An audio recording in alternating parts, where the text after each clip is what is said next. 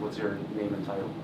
Lieutenant Susan Izzo. I'm in charge of the Office of Professional Standards. What does the office do?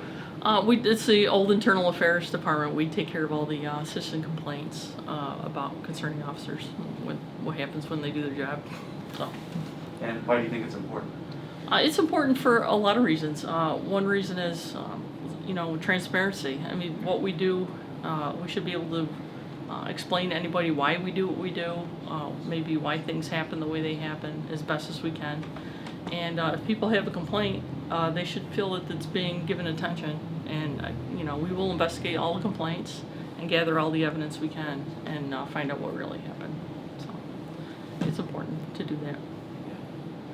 And what's the biggest change you've noticed in internal affairs since Lieutenant Buckner or Chief Buckner took over? A lot.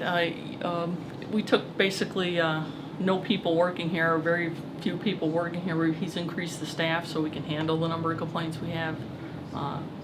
We've also taken steps to modernize everything.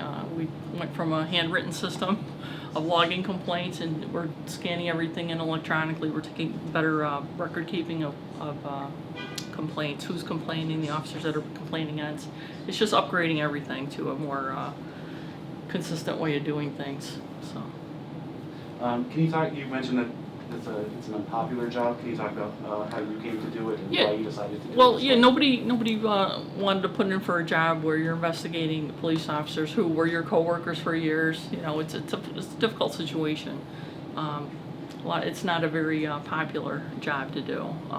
I wasn't interested in doing it in my career.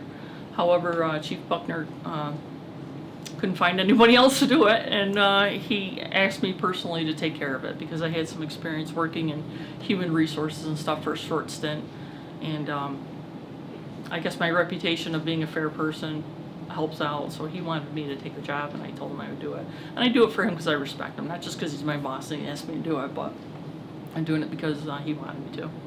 So. Do you think that this is a question I didn't ask you before, and it's kind of political, so if you don't want to answer, you don't have to. Go ahead. But I just currently do you see part of what you do here in this job as an answer to the people who are out in the streets, like calling for police accountability? Like, do you think that what you do here could affect that somehow? Yeah, of course. I think that